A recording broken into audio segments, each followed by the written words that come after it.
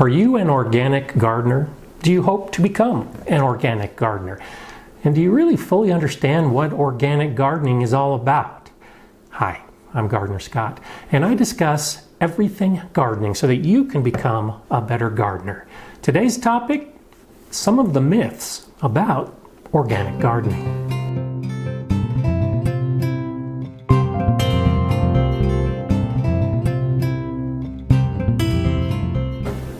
Let's begin by trying to define just what we're talking about when we refer to organic gardening. And generally speaking, most of us that are gardening organically consider it a process that's earth-friendly or eco-friendly. And you may see people break it down quite simply as using no synthetic chemicals in the garden.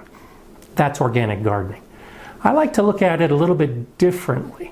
There's a difference between organic gardening and organic growing. And most of the information that we hear and see on the news is about organic growers. Organic growers are those farms that are practicing using organic methods. That's where the food comes from. The food that has the little label that says certified organic, that comes from organic growers. The rest of us, operating on a much smaller scale in our backyard or an allotment, some plot where we're using organic practices, we are organic gardeners. And it's important to identify that difference because when we get into the myths, you'll see that some of the information out there about growers just doesn't apply to gardening. Now, some of the information that I'm going to be discussing comes from this book, The Truth About Organic Gardening by Jeff Tillman. And I'll put a link to it below. There's a lot of good information here about organic gardening. And he does make a point to differentiate between growing and gardening. So let's jump into the first myth about organic gardening. And that's, it's more expensive. We all know that when we go to the store and buy organic food costs more than the stuff we get from the big industrial farms. So there's a natural assumption that because organic food costs more at the store, it must cost more to produce. And that is true at the organic grower level. Because of organic practices, it costs more than some big industrial farm that can produce food pretty cheaply. But for the organic gardener, we don't have those same restrictions. So the assumption that by gardening organically means we have to spend more money is a myth. In fact, I posit that it's the opposite. I think it's actually less expensive to practice organic methods than it is traditional methods. And I'll use that differentiation as I talk about organic gardening. There's the traditional way of doing things, the way we've been doing it for 60, 75 years once synthetic chemicals came on the scene. And then there's organic gardening, which is primarily synthetic chemical-free gardening. That's the big difference right there. Many of us have been taught for years that if we have bugs, we need to spray them with pesticides, synthetic chemicals. If the plants aren't performing well, we need to douse them with chemical fertilizers, synthetic chemicals. If there's any issue at all in the garden, chemicals are the answer. Well, imagine what the cost is that you might be spending on those chemicals in a traditional gardening method. If you transition to organic gardening and you eliminate all those chemicals, well, that's a huge cost savings. So right there, organic gardening is less expensive than traditional gardening. But you may be arguing, well, you need those chemicals to confront all those pests and those fertilizer needs and everything else that you've been using them for. Well, that's the beauty of organic gardening. When you use the proper methods, you don't need to resort to all those artificial crutches to make your soil better or to get rid of pests. Instead, organic gardening promotes good soil. It promotes a beneficial insect environment. And so you can throw away those chemicals and save money. The second myth is that organic gardening requires special skills or special knowledge. And again, that gets back to the organic growers, because there are many regulations for them to grow if they want to produce food that is certified organic. They do have to have certain skills and certain knowledge to be able to produce food that can be inspected by government agencies and certified. But you don't have those restrictions as an organic gardener. There are no regulations. There is no government agency that's going to come to your backyard garden to see if you're growing organically. It's totally up to you, which now means just do it. Just follow the methods that you see promoted by video channels like mine and many others that show you how to garden without all those chemicals in an earth-friendly way to promote good soil and promote those insects. You don't have to have any special classes or special certification. For the most part, just keep gardening the way you're gardening, and before you know it, you'll be gardening organically. The third myth is that yields will be less, that your harvest just won't be as big if you garden organically.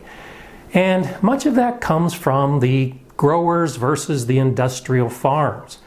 But a lot of new research and new studies are showing that the organic growers really are capable of producing as much, if not more, in their smaller farm. It's because they're promoting good soil. They're promoting that environmentally friendly method. And ultimately, plants do better in that type of environment. The big farms, dousing with chemicals, well, that might be good in the short term, but it doesn't necessarily produce the bigger yields over time. And that can translate back to your garden. You can grow a lot organically by just using the organic methods, because the plants will appreciate better soil. They'll get away from reliance on those short-term chemicals. Much also comes back to what varieties you're growing in the garden.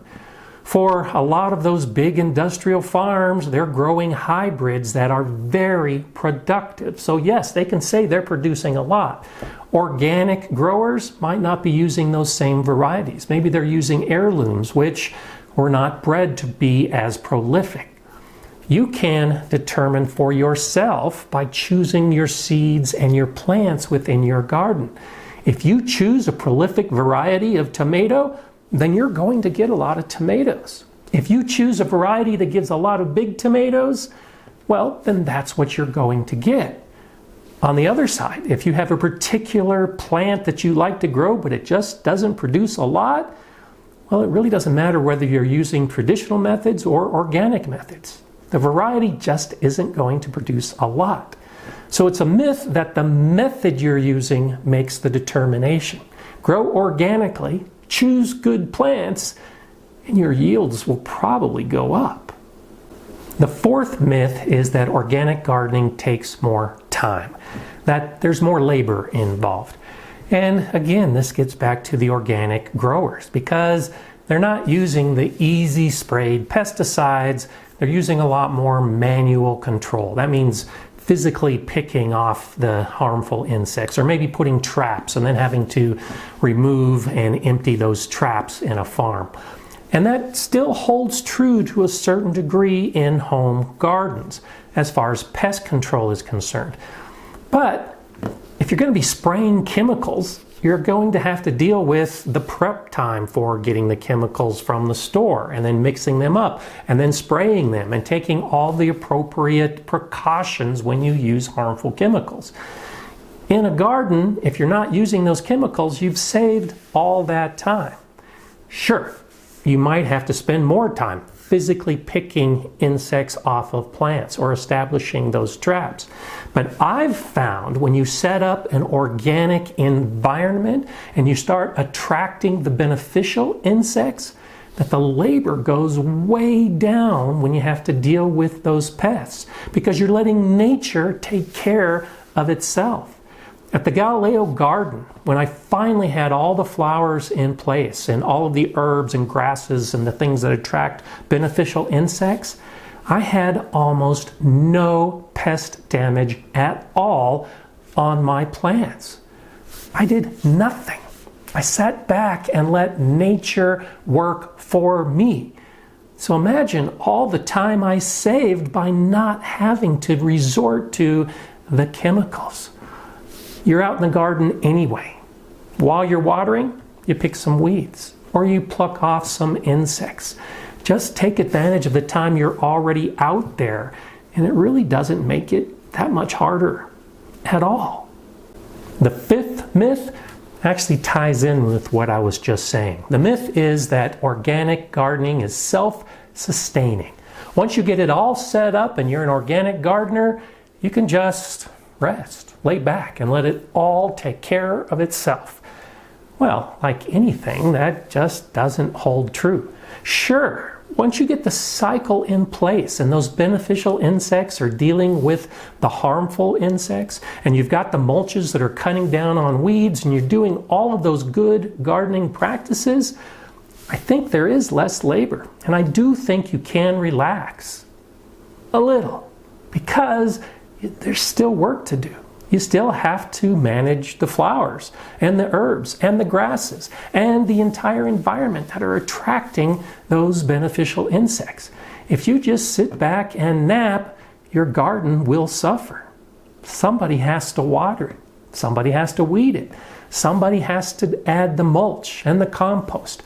Those are just good gardening practices. Whether you're using traditional methods or organic methods, you have to be a gardener in your garden. Don't relax and sit back just because you're an organic gardener. Some aspects might be easier, some might be a little bit harder, but it's definitely not self-sustaining. There are many other myths about organic gardening, and I'll be covering more in future videos. You can also find out more about the myths in The Truth About Organic Gardening, but this is more than just a myth book. This is a book that tells about the scientific process of organic gardening, what works and what doesn't, the studies, the research. That's one reason why I'm recommending it. If you want to see those future gardening videos, make sure you're subscribed to the GardenerScott channel if you haven't already. And do click on the bell because that notifies you when the new videos are coming out. If you like this video about organic gardening myths, please give me a thumbs up and share it with others who might be interested. I'm GardenerScott. Enjoy gardening.